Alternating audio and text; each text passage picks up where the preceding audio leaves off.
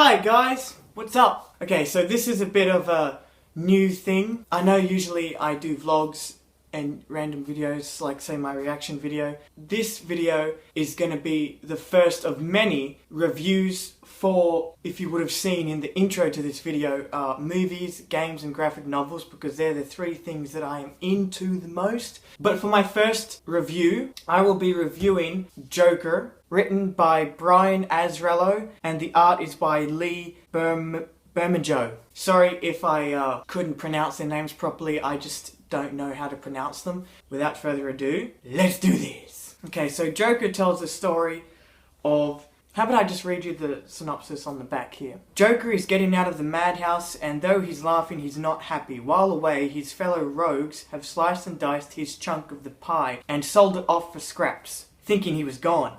But now, Joker's back on the street and eager to make Gotham bleed like it's never bled before. During this long night of the soul, he'll cross paths with the likes of the Penguin, Two-Face, Killer Croc, Harley Quinn, the Riddler, and of course, the Batman.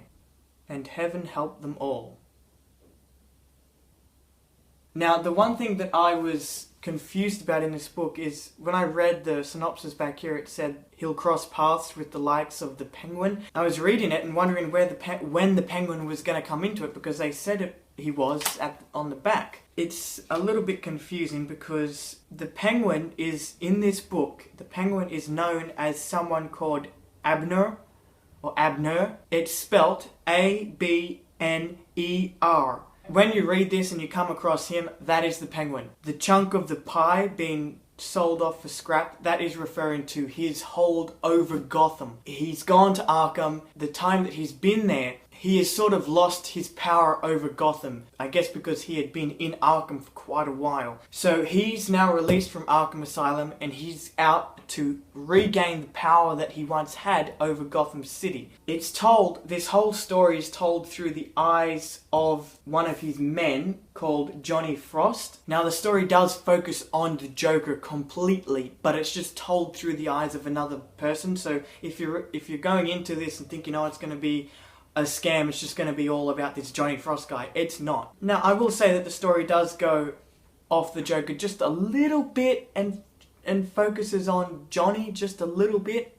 But then when it does do that, it just goes straight back to the Joker to get you back into the main story. The stuff with Johnny Frost is just side stuff to sort of make you feel some empathy for this character, which isn't a bad thing, okay? It's a good thing. You're meant to feel, because if the story is being told through the eyes of Johnny Frost, you need to feel some empathy for him when things at the end of the book happen to him. Now, I will say this. This book told a more realistic story of the Joker than The Dark Knight did. I'm not saying that The Dark Knight is a bad movie, okay? It's a really good movie and I highly recommend it to any and all who haven't seen it. But I felt as though the Joker's story in this was more realistic than The Dark Knight. It's just how I felt. It's a personal judgment of mine that I've made on the book and the Dark Knight. I guess that might have something to do with the fact that the whole story focuses on the Joker completely, and because Batman isn't in it until literally the last shot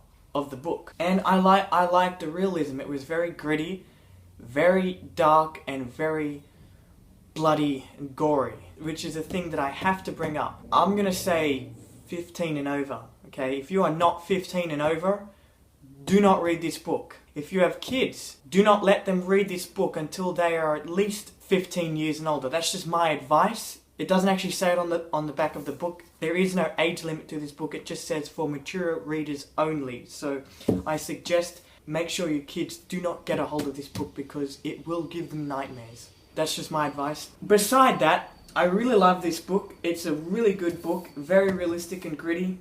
Thank you guys for watching this review. It is my first one and there will be a lot more coming. I have 4 more graphic novels.